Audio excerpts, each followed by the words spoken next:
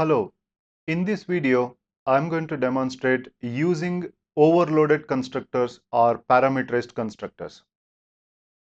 Let us have a look into our product class. The product class has three member variables. All of them are private, and there is a default no argument constructor generally used for better purposes or initializing members with default such as some value for a price. And then I have an overridden toString function which can be used for printing the value of an object. So in the program, we have a product P1 equals to new product, and then we need to print it out. Now when I execute that, we get these values. What if I want to now initialize the members of this P1 with some values? Now since the member variables are private, we cannot access them. However, I can go back to my product class and add some accessors and mutators. Now they are setters and getters. So I can go to the source menu, generate getters and setters, and I can choose one by one, or I can say select all. And I want that after the product constructor. I say OK, and you can see that we got getters and setters. I can go to source, Control Shift F or format, and the source code get formatted. Let us save it and go back to the program 1, and now I have a way of initializing this after the object is constructed. So I can say p1.setID. Now note that in order to invoke setID, I don't have to type completely. However, I can type the camel case of each of those functions. For example, the setID starts with a lowercase s and a capital I. So I can make use of this and type p1.s and capital I. Control space will get me setID. Let's go and give some ID. p1.setName, p1.setPrice, and then I'll give some 18.9, and now I have some values. Now you can see it took us three different statements for initializing, which is three additional statements for the compilers and the runtime to process. Now sometimes as a developer also we may find that this is a little annoying, and we might want to supply all the values at one shot. Now if you want to do that, then this is where we can rewrite the constructor such that it can take arguments, which means I can go here and write some variables and then assign them to the members. Now this is doable like this. I'll say int id, string name, and then I'll say double price. Here I'll say this dot id equals to id, this dot name equals to name, and this dot price equals to price. But then that induces another problem. Somewhere else in some other part of the code, somebody would have used this kind of calls. Now because of which, now their code will have a problem, and that is the reason we say whenever you write some constructors, whether you have something to do or not, you just add a default no argument constructor, and it's very easy to do. Control space and enter. Now this way my existing code where a new product would have been constructed without passing any parameter, that works fine without any problem. But alternately, if I want to create an object using some other values, like for example product p2 equals to new product, and then I can supply arguments to match my constructors. For example, I can say Chang 22.4, and then I can print that by saying system.out.println p2, and you should be able to see that I have two different ways of creating objects now.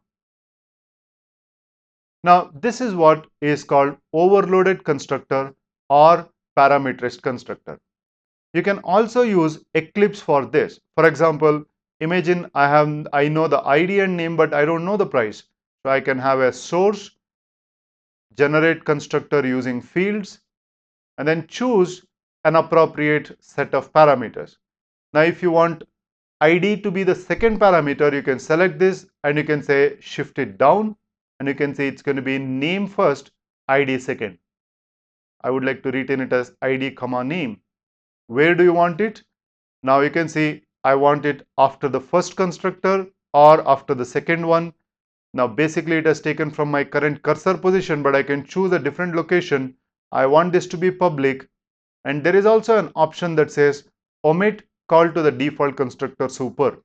Now let's leave that as it is and say OK, and you will see that a new constructor has been added in between my default constructor and a parameterized constructor. This constructor takes only two parameters, and there is a call to something called super, which we will discuss in another video. We have two assignments and the price remains 0. So if I create another product equals to new product of, let's say for example 3, I'll call it as baby syrup and some value. Okay, so I don't want to supply the price. So now we can see that is perfectly all right code, but only thing is the price for that is unknown. It remains 0. As you can see, price remains 0 for the third one. So we have now 3 different constructors. 2 of them are overloaded. Now, one point you need to keep in mind while overloading, you should ensure that the number of arguments or the data type of arguments or the sequence in which they have been given, they must differ. For example, I can also add one more constructor exactly like this, but if I just copy and paste, I get an error saying that there is a conflict between this and the second one. But that I can avoid by using string name and then int id. So now user can supply an id in as a second argument as well. So I can say product p4 equals to new product, and I'll type here 4, and I'll type here aniseed syrup, and probably I'll type aniseed syrup and then the id 4. So when we print this, we will see that the ID and names have been assigned, no price assigned. So you can see that ID is assigned as the four as the ID, and name has been the aniseed syrup. So no matter in which order we pass, there are 2 different constructors to handle that. Now you may not be able to supply a constructor with probably something like this. Let's say I have here a double price, and I will not give any ID, but I'll assign this start price equals to price. Let's see what happens with this.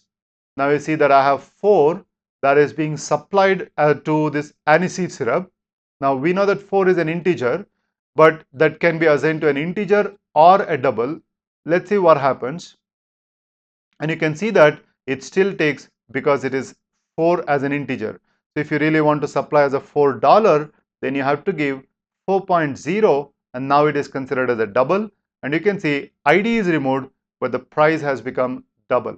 So while overloading, you should ensure that appropriate data types have been used, and while calling also you should ensure that the appropriate data type has been used for each parameter.